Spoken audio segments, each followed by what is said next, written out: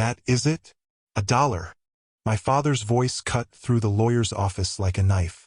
He was laughing, actually laughing, while I sat there holding a cheap wooden frame with a single dollar bill inside. Everyone else had thick envelopes, property deeds, bank account numbers, investment portfolios worth more than I would make in a lifetime. I had a piece of currency worth exactly 100 cents. I did not argue. I did not cry.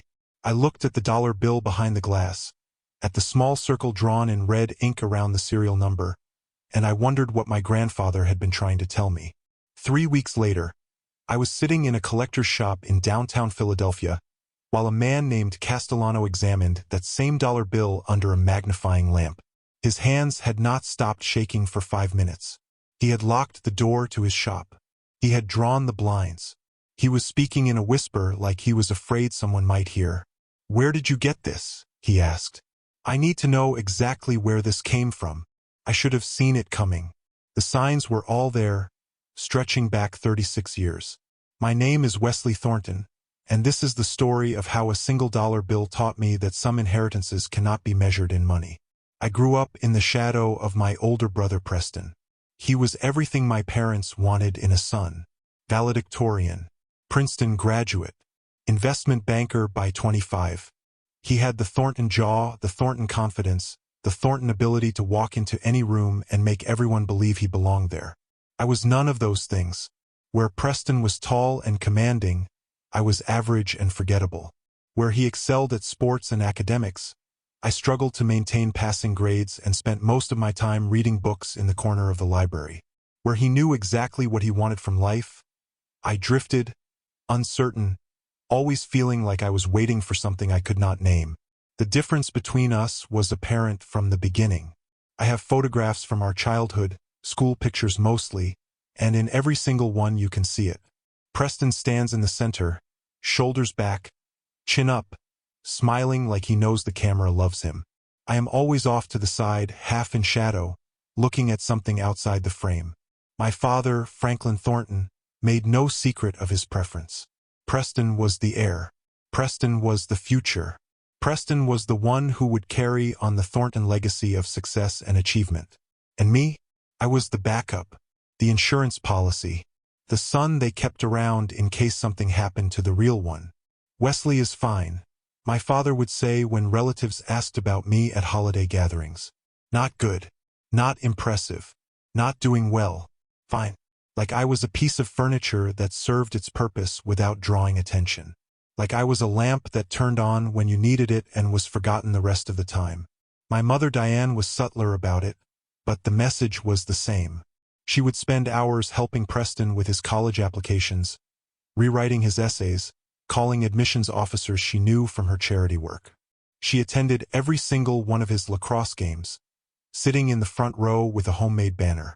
She hosted dinner parties to introduce him to her friends' eligible daughters, young women from good families who could help advance his career. For me, she left money on the kitchen counter for pizza and a note saying she would be back late. She forgot my birthday twice. She called me by Preston's name so often that I started responding to it automatically. I learned early that love in my family was a finite resource, and Preston had claimed all of it before I was even born. The dynamic played out in 1,000 small ways throughout my childhood. When Preston got a B on a test, my parents hired tutors and met with teachers and developed action plans. When I got an A, they nodded and went back to discussing Preston's schedule. When Preston wanted a car for his 16th birthday, they bought him a BMW. When I turned 16, they handed me the keys to the minivan my mother did not want anymore. "You should be grateful," my father said when I pointed out the disparity. "Not everyone has a car at all." He was right, technically, but that was not really the point. The only person who ever made me feel like I mattered was my grandfather. Harold Thornton was nothing like his son. Where my father was polished and ambitious, always dressed in tailored suits and speaking in the measured tones of a man who wanted to impress, Grandpa Harold was rough around the edges. He wore flannel shirts and work boots. He spoke in plain language. He had spent 50 years at the Bureau of Engraving and Printing in Washington, starting as an apprentice at 18 and rising to become one of the master printers responsible for producing the nation's currency. His hands were permanently stained with ink that no amount of scrubbing could remove. The creases in his palms were darker than the rest of his skin, marking him as clearly as any uniform. He smelled like paper and chemicals and the strong coffee he drank by the gallon. My father was embarrassed by him. Dad worked in a factory, he would say dismissively when the subject came up, as if printing the nation's currency was the same as assembling widgets on an assembly line. He never had any ambition, never wanted more than a paycheck and a pension, never tried to be anything more than what he was. My father said this like it was a character flaw, like wanting a simple life was a kind of failure, like being content with honest work and steady hands was something to be ashamed of. But to me, Grandpa Harold was magic. When I was 8 years old, he took me to visit the bureau for the first time. We drove down to Washington early on a Saturday morning, just the two of us, stopping at a diner for pancakes before heading to the massive building where money was made. I had never seen anything like it. The building itself was enormous, a monument to American industry and precision. Security guards checked our credentials at multiple checkpoints. We walked through halls filled with the smell of ink and paper, past massive machines that churned out sheets of bills with mechanical precision. Grandpa Harold knew everyone. Guards called him by name. Younger printers stopped to shake his hand and ask for advice. A woman in a supervisor's uniform actually hugged him and said he was the reason she had gotten into this business in the first place. "Your grandfather trained half the people in this building," she told me. "He is a legend around here. A legend." My grandfather, whom my father dismissed as a man without ambition, was a legend. He showed me everything that day. How the special paper was made, woven with red and blue fibers that made it impossible to counterfeit. How the ink was mixed in precise formulas that had been perfected over centuries. How the engraving plates were created by hand, each one taking months of painstaking work. How every single bill that came off the line was inspected and verified before it could enter circulation. "You see this?" He held up a fresh $100 bill, still warm from the press, the ink not quite dry. "This is just paper and ink. That is all it is. It only has value because people believe it does. They trust that it means something. They trust that if they hand this piece of paper to someone else, they will get something real in return." He pressed the bill into my hand. "The real treasure is not the money, Wesley. It is the trust. Remember that."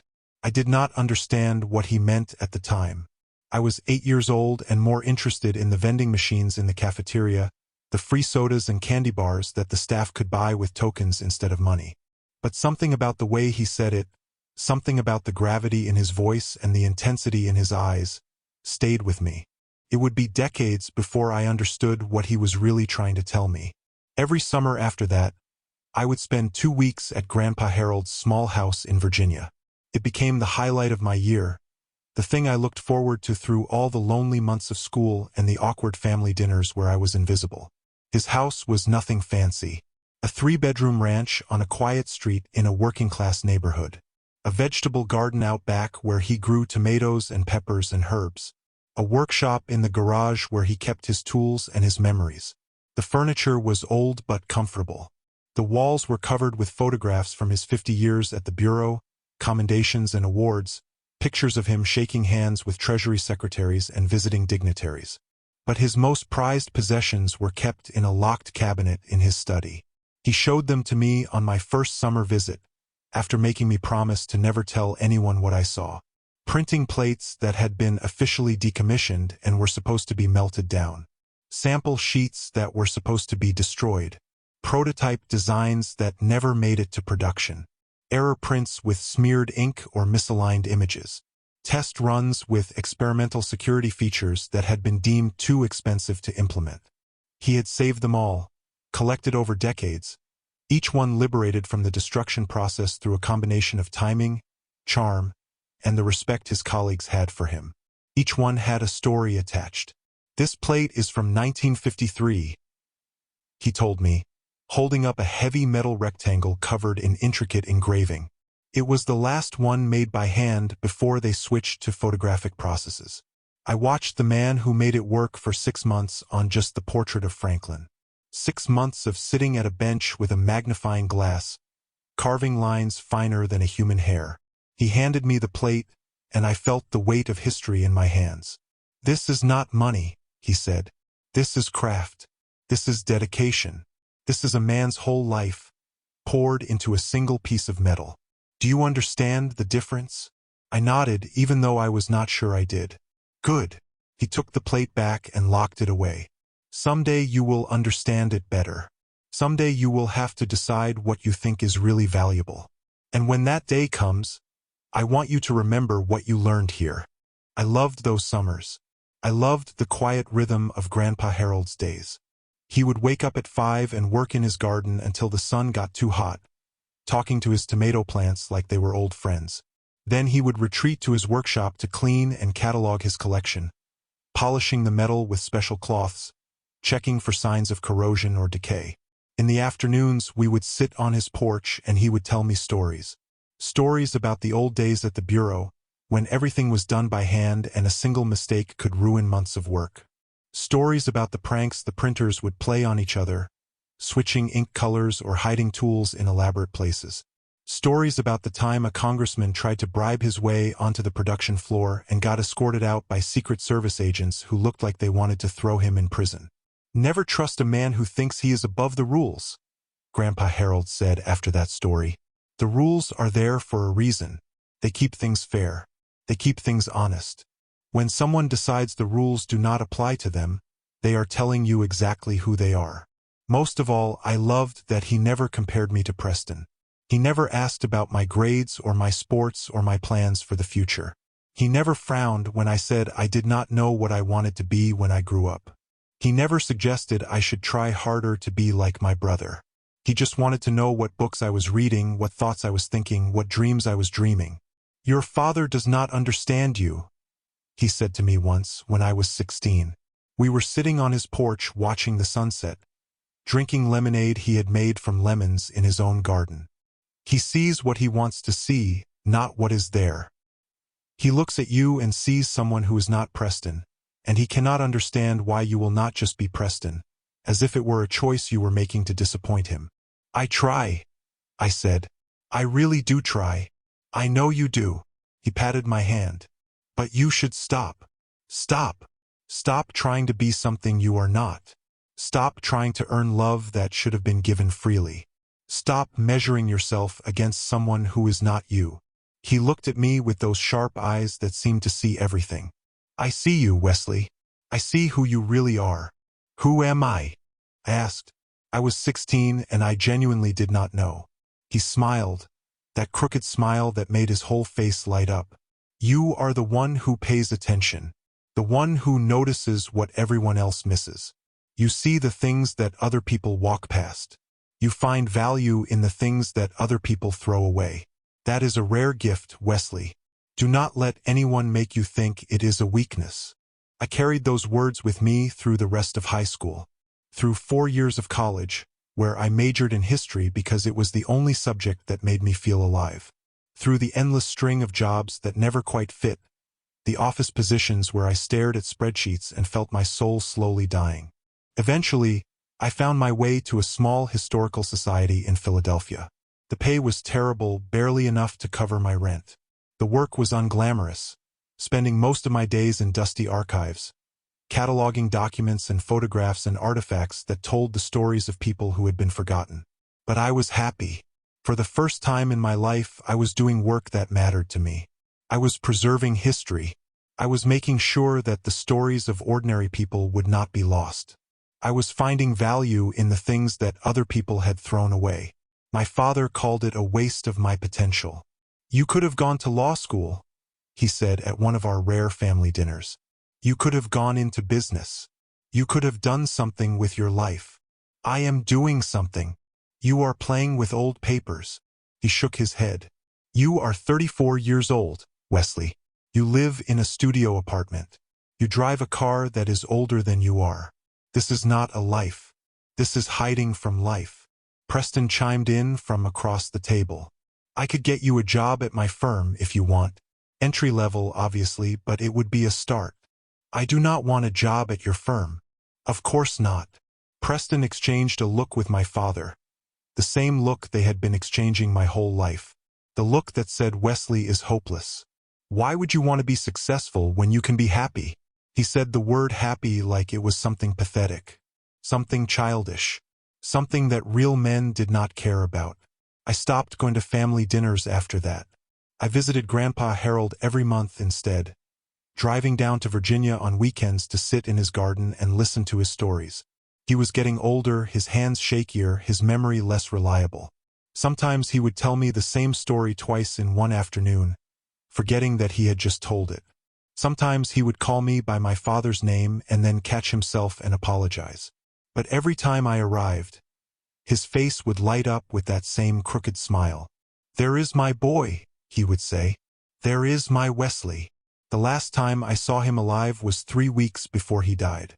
He was 89 years old, confined to a hospital bed in his living room because he had refused to die anywhere but his own home. The cancer had spread everywhere, his lungs, his liver, his bones. The doctors said he had weeks at most. He said he would go when he was ready and not a moment before.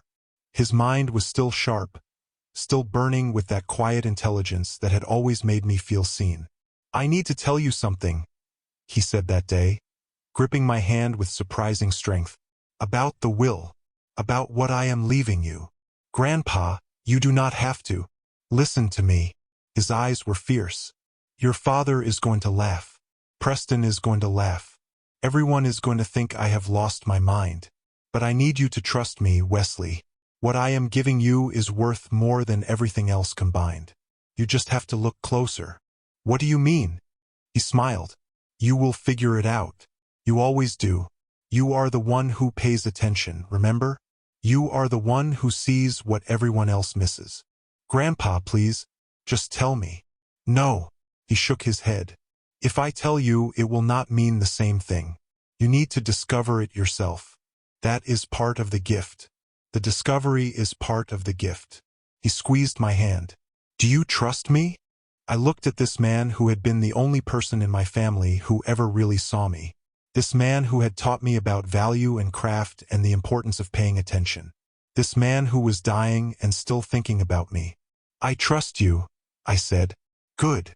He relaxed back into his pillows. "Then trust this. What I am leaving you is not a joke. It is not a sign of dementia. It is the most valuable thing I have ever possessed. And I am giving it to you because you are the only one who will understand what it really means." He died 3 days later. I got the call at 2 in the morning, drove through the night, and arrived just as the funeral home was taking his body away.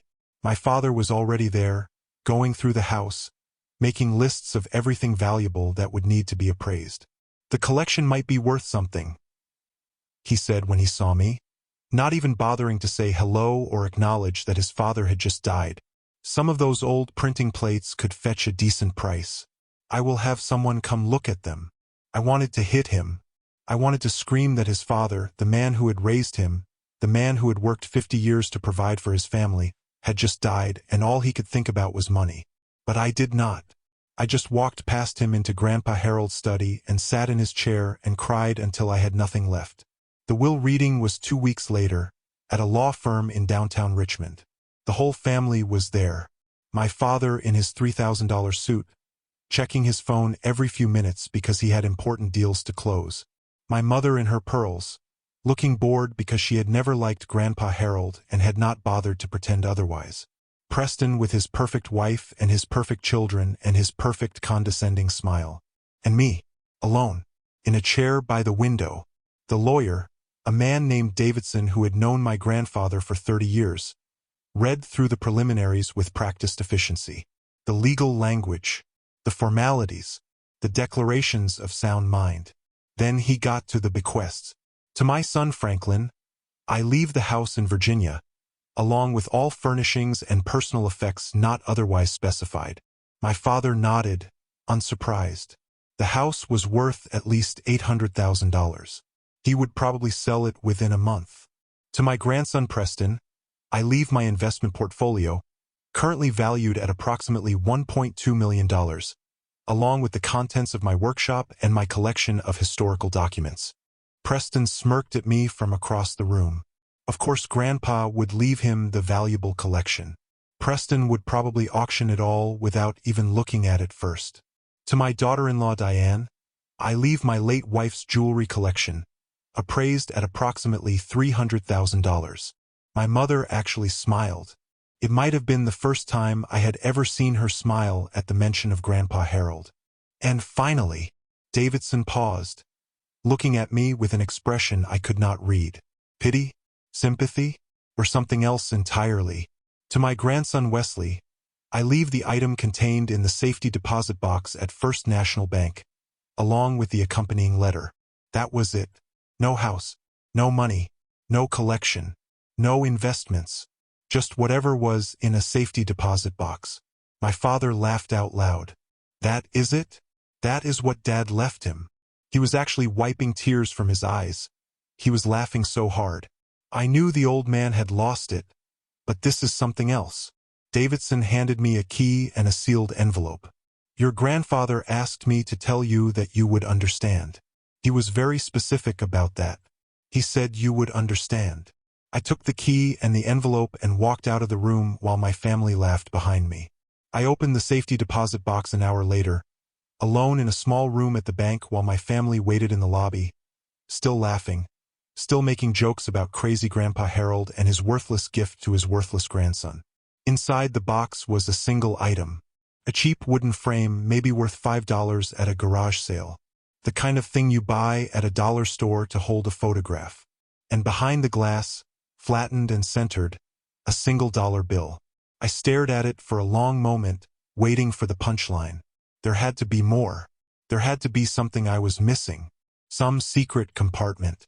Some hidden message. Something. But there was just the dollar. Crisp and flat.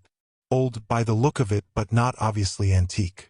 With a small circle drawn in red ink around the serial number. When I walked out to the lobby, my father took one look at the frame and started laughing again. $1. He could barely get the words out. He left you $1? After all that build-up?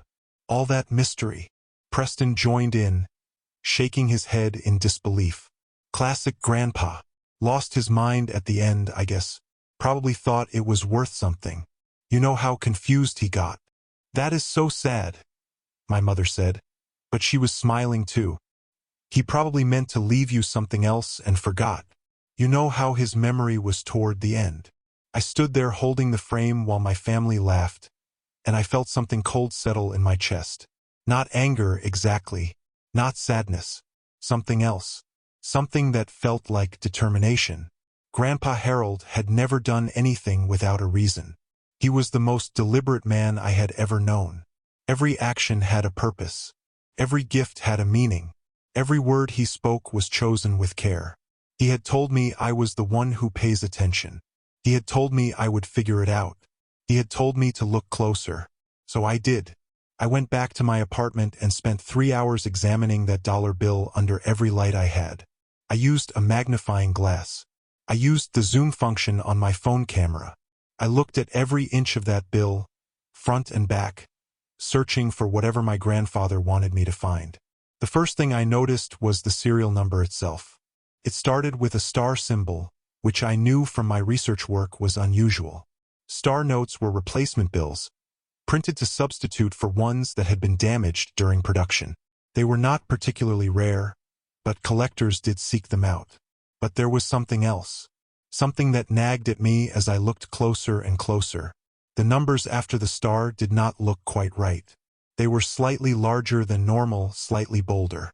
And the spacing between them was off by a fraction of a millimeter. Most people would never notice. But I noticed. I spent 3 days researching. I visited currency websites. I dug through academic papers. I found a retired currency expert who answered questions on an online forum and sent him photographs. His response came back within an hour. Where did you get this? Call me immediately. I called him. His name was Morrison, and he had worked at the Bureau of Engraving and Printing for 40 years before retiring. When I told him who my grandfather was, he went silent for a long moment. Harold Thornton's grandson, he finally said. I worked with your grandfather for 15 years. He was the best printer I ever knew. The absolute best. What can you tell me about this bill? I can tell you that it should not exist. His voice was deadly serious. I can tell you that if it is what I think it is, you are holding something that the government believed was destroyed 45 years ago. I can tell you that you need to be very careful about who you show this to. The dollar bill in my frame was not a regular bill. It was not even a regular star note. It was a test print, prototype, something that should have been destroyed before it ever left the bureau. I found the letter in the envelope Davidson had given me. It was written in Grandpa Harold's shaky handwriting, dated 2 weeks before his death. Dear Wesley, if you are reading this, then I am gone and you are probably very confused right now. Your father is probably laughing. Preston is probably making jokes about crazy old grandpa finally losing his marbles. And you are probably sitting somewhere quiet, looking at this dollar bill, trying to figure out what your grandfather was thinking. Here is the truth. In 1978, the Bureau decided to completely redesign the $1 bill. New security features, new artwork, new everything. It was supposed to be the most significant change to American currency since the Federal Reserve was created. I was part of the team that developed the prototypes. We spent 2 years perfecting the design, testing new inks and papers and printing processes. Then the Treasury Department rejected it. Too expensive to implement, they said. Too different from what people expected. The public would not accept such a dramatic change. All the prototypes were supposed to be destroyed. Every single one. I watched them shred thousands of test prints, burn the plates, wipe the digital files. By the time they were done, nothing was supposed to remain of those 2 years of work. But I saved one. I do not know why exactly. Call it sentimentality. Call it rebellion. Call it the instinct of a man who spent his whole life creating things that were designed to be destroyed the moment they were finished. But I took one test print home with me, hidden in my lunch pail, and I kept it for 45 years. The bill you are holding is the only surviving example of the 1978 prototype dollar. There are collectors who would kill for it. The Secret Service has standing orders to confiscate any prototypes that surface. The last time a unique piece like this came to auction, it sold for over $2 million. But that is not why I gave it to you. I gave it to you because you are the only one who would understand what it really means. Your father looks at money and sees power. Preston looks at money and sees status. They will never understand why I did what I did. They will never understand why I spent 50 years in a factory instead of climbing some corporate ladder. They will never understand that I chose my life because I loved the work, not because I lacked ambition. But you, Wesley, you look at things and see their stories. You see the history. You see the human beings behind the numbers. You find value in things that other people throw away.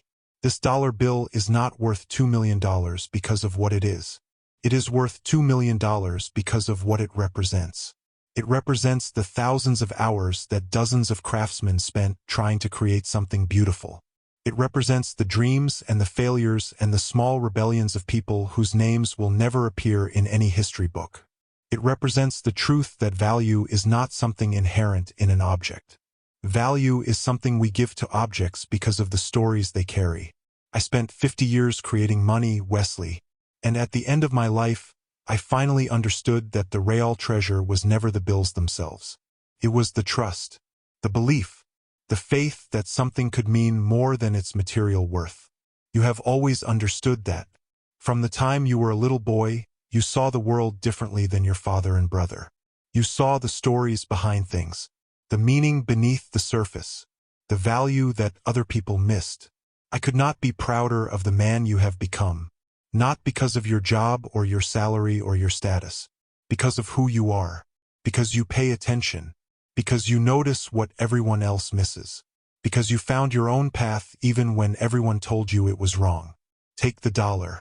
Sell it if you need to. Keep it if you want. But remember what it really represents. You were never the backup, Wesley. You were always the one I was saving the best for. With all my love, Grandpa Harold. P.S. The number I circled is not just for identification. It is a date. Look closer. I looked closer. The circled portion of the serial number read 091478. September 14th, 1978. The day I was born. He had taken that prototype on the day I was born. He had kept it for 36 years, waiting for the right moment to give it to me. He had carried this secret my entire life, watching me grow up, watching me struggle, watching me find my own way, knowing all along that he was saving something precious for me. I sat in my apartment holding that letter, and I cried harder than I had cried at his funeral. The next week, I took the dollar bill to a currency specialist named Castellano, who had been recommended by Morrison, the retired expert.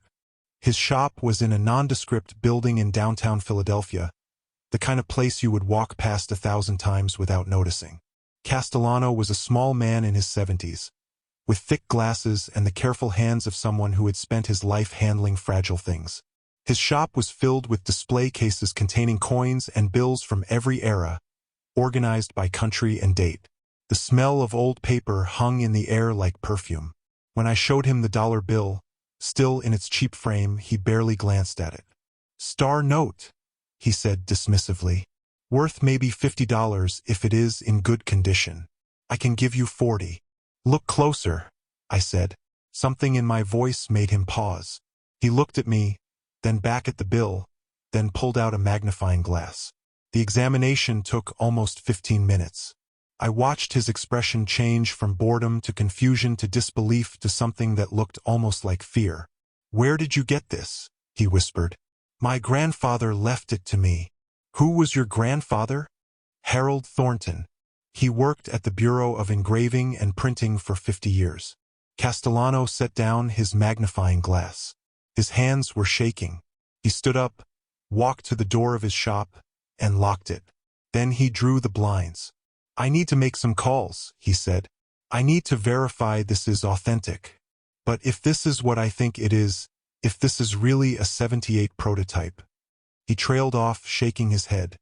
"Do you understand what the 78 prototype looks like? Do you understand what it means?" "I know what it is." "Then you know that every single one was supposed to be destroyed. The Secret Service has standing orders to confiscate any that surface. There are collectors who have spent decades searching for even a fragment of one." He stared at me. "This should not exist." "But it does." He nodded slowly. "Yes, it does." The authentication process took 2 weeks. It was the longest 2 weeks of my life. Castellano brought in 3 independent experts, each one a specialist in a different aspect of currency authentication. There was a paper analyst who examined the fiber composition under a microscope. There was an ink specialist who ran chemical tests to verify the formulation matched bureau records from 1978. And there was a historian who cross-referenced every detail against archived documents from the redesign project. I sat in Castellano's shop for hours while they worked, watching them handle my grandfather's gift with gloved hands and surgical precision. They photographed every millimeter of the bill. They measured the dimensions down to the 100th of an inch. They compared the engraving to known samples of master printer work from that era. On the 3rd day, the historian, a woman named Dr. Chun, who had written her dissertation on 20th century currency design, called me over to her workstation. "I found something," she said, pointing to her computer screen. "In the Bureau's internal archives from September 1978, there is a work log entry from your grandfather. September 14th, 1978. My birthday. The log indicates that Harold Thornton was present for a prototype printing run that day. He was one of 6 printers assigned to produce test sheets for executive review." She looked at me with something like wonder in her eyes. "The run produced 247 sheets. According to the destruction records, 247 sheets were incinerated on October 2nd, 1978. All of them. That is what the official record says." She smiled. "But your grandfather was very good at his job, and very careful. If anyone could have smuggled a single bill out of that facility without being caught, it would have been him." On the 5th day, the paper analyst confirmed that the fiber composition matched exactly. On the 7th day, the ink specialist verified the chemical signature. On the 10th day, Dr. Chun completed her historical analysis and declared that every visible detail was consistent with authentic 1978 prototype production. On the 14th day, Castellano called me into his office and closed the door. "It is real," he said. "All three experts have signed off. This is, beyond any reasonable doubt, the only surviving example of the 1978 prototype dollar bill." He paused. "I have been in this business for 43 years. I have handled coins worth millions. I have authenticated currency that belonged to presidents. But I have never seen anything like this. I have never held something that was not supposed to exist." He handed me a folder containing the authentication certificates, each one signed and notarized. "What happens now?" I asked. "Now we find out what it is worth." He leaned back in his chair. "I have already been contacted by 6 serious collectors. Word has gotten out, despite my best efforts at confidentiality. By this time next week, every major currency dealer in the world will know about this bill." "And the Secret Service?" Castellano hesitated. "That is a concern. Technically, this bill was government property that should have been destroyed.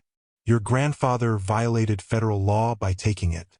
However," he held up a hand, "the statute of limitations has long since expired, and the current administration has no interest in creating a scandal over a 45-year-old prototype. I have spoken discreetly with some contacts in Washington. They are willing to let this proceed as a private sale, provided that a portion of the proceeds is donated to the Bureau's Historical Preservation Fund." "How much of a portion?" 10%. I have already negotiated that down from 25. I thought about my grandfather, smuggling this bill out of the Bureau on the day I was born, keeping it hidden for 45 years, waiting for the right moment to give it to me. He had risked his career, his pension, his freedom. For me. "Make the calls," I said. "Find out what it is worth." By the end of the month, Castellano had compiled a list of interested buyers. The current high bid was $2.3 million, from a private collector in Switzerland who had been searching for prototype currency his entire life. But there were others waiting in the wings, collectors with deeper pockets, museums with acquisition budgets, even a government agency that wanted to reacquire the bill for the Bureau's own archives. "It could go higher at auction," Castellano said. 3 million, maybe 4. There is no precedent for something like this. The market will determine the value." "It is real," he said when he called me. "The only surviving example of the 1978 prototype dollar bill. I have contacted several serious collectors, all of whom have signed confidentiality agreements. The current high bid is $2.3 million. I expect it to go higher. $2.3 million. More than the house my father inherited. More than Preston's investment portfolio. More than my mother's jewelry collection. More than everything my family had laughed about put together."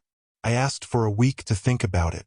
I spent that week in my apartment, looking at the dollar bill, reading my grandfather's letter over and over, trying to decide what to do. I could sell it, pay off my student loans, quit my job, travel the world, buy a real apartment instead of a studio, do all the things I had never been able to do because I had never had money. Or I could keep it, preserve it, honor what my grandfather had wanted me to understand about value and meaning and trust. In the end, I did neither. I called Castellano back and told him I wanted to donate the prototype to the Smithsonian Institution's National Museum of American History. The silence on the other end of the line lasted almost a full minute. "Donate?" He sounded like I had told him I wanted to burn it. "Do you understand what you would be giving up? $2.3 million. That number is going to increase, not decrease. In 10 years, this could be worth 5 million. 10 million. This is a once-in-a-lifetime opportunity. I understand. Do you, though? Do you really understand?" His voice was almost pleading. "You could change your whole life with this money. You could never work again." "I like my work." Another long silence. "Why?" he finally asked. "Help me understand why you would give away something this valuable." I thought about my grandfather, about the summers in Virginia, about the stories he had told and the lessons he had taught, about the way he had looked at me and seen something that no one else in my family could see. "Because some things are worth more than money," I said, "and because this is what my grandfather would have wanted me to understand." The donation made the news. Not front-page news, not viral news, but enough coverage that my family found out. My father called me for the first time in months, his voice tight with barely controlled fury. "You gave away $2 million? Have you completely lost your mind?" "I did not give it away. I donated it to a museum. It will be preserved. People can see it now. They can learn about the history it represents, about the craftsmen who made it, about the project that never was." History. He laughed, but there was no humor in it. "You could have bought a house. You could have invested. You could have finally done something respectable with your life. This was your chance, Wesley. This was your one chance to stop being a disappointment." I let those words hang in the air for a moment. A disappointment. That was what I would always be to him. No amount of money would change that. No achievement would be enough. I was not Preston, and that was the only failure that mattered. "I am not a disappointment," I said quietly. "I am someone Grandpa Harold was proud of. That is enough for me." "Proud?" My father's voice cracked with scorn. "He left you a dollar bill as a joke, as one final insult, and you are too stupid to see it. He left me the most valuable thing he had, and he left it to me because I was the only one who would understand what it really meant." What it meant? It meant nothing. It was worthless paper until you found out it was worth money, and then you threw that money away. "No," I said. "You are wrong. It was never about the money. It was about what the money represented. And that is something you will never understand." I hung up before he could respond. The Smithsonian created a special exhibit for the prototype. They titled it The Lost Dollar, a story of craft, rebellion, and love. The display included the bill itself, mounted in a climate-controlled case that maintained perfect humidity and temperature to preserve the paper for centuries. My grandfather's letter, reproduced with my permission, was displayed alongside a translation for international visitors. Photographs from his career at the bureau lined the walls, showing him as a young apprentice in the 1950s, as a journeyman printer in the 60s, as a master craftsman in the 70s and 80s. The curators had done their research. They found colleagues who remembered him. They located his personnel file, which included commendations for excellence and perfect attendance over 5 decades. They even discovered a photograph of him on my birthday in 1978, standing at his station during the prototype run, his hands stained with the same ink that had created the bill I was donating. "He looks happy in this picture," the lead curator said when she showed it to me. "Most of the photographs from the bureau are very formal. Everyone standing straight, no expressions. But in this one, he is smiling." I looked at the photograph. My grandfather, 44 years old, standing in front of a printing press, grinning like he had just gotten away with something, which, of course, he had. On the opening night of the exhibit, I stood in front of the display case and read the plaque that the curators had created. Donated by Wesley Thornton in memory of his grandfather, Harold Thornton, master printer, 1934 to 2023. The real treasure is not the money. It is the trust. The exhibit attracted more attention than anyone had expected. News outlets picked up the story of the grandfather who had saved a prototype for his grandson. Currency collectors from around the world came to see the only surviving example of the 1978 design. Schools brought students on field trips to learn about the history of American money.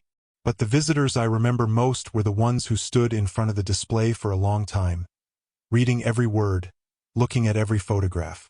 Some of them were collectors who appreciated the rarity. Some were historians who understood the significance.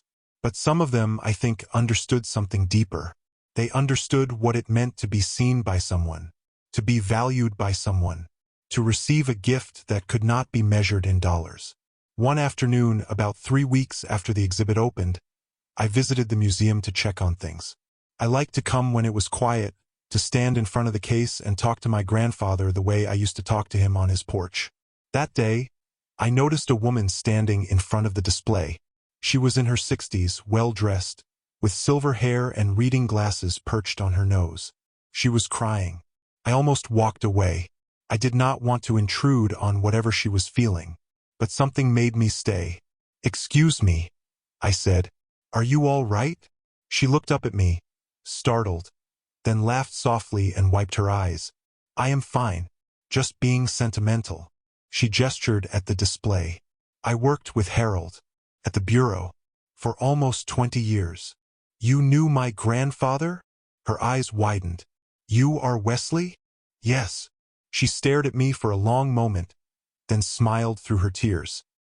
"He talked about you all the time," she said. "Every time he came back from one of your visits, he would tell us stories. About the books you were reading, about the things you noticed, about how different you were from the rest of your family." She shook her head. "He was so proud of you, so incredibly proud." "He never told me that." "He did not have to. Everyone who knew him knew it." She took my hand. "My name is Margaret. I was there in '78, the day he took this bill. I did not know what he had done until I saw this exhibit. But I am not surprised. That was Harold. Always thinking ahead. Always planning. Always saving the best for last."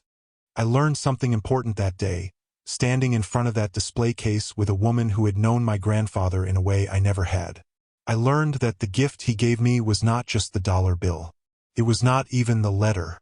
It was the knowledge that he had been thinking about me for decades, planning for me, saving something precious for the moment when I would need it most. That was the real inheritance. Not money, not property, not investments. Love, deferred across 45 years, finally delivered. People walked past me, strangers who would never know the full story, who would see only a dollar bill behind glass and read only the words on the plaque. But some of them stopped. Some of them read every word. Some of them looked at the prototype and saw what my grandfather had always wanted people to see. The stories, the history, the human beings behind the numbers. A month after the exhibit opened, I got a letter from Preston.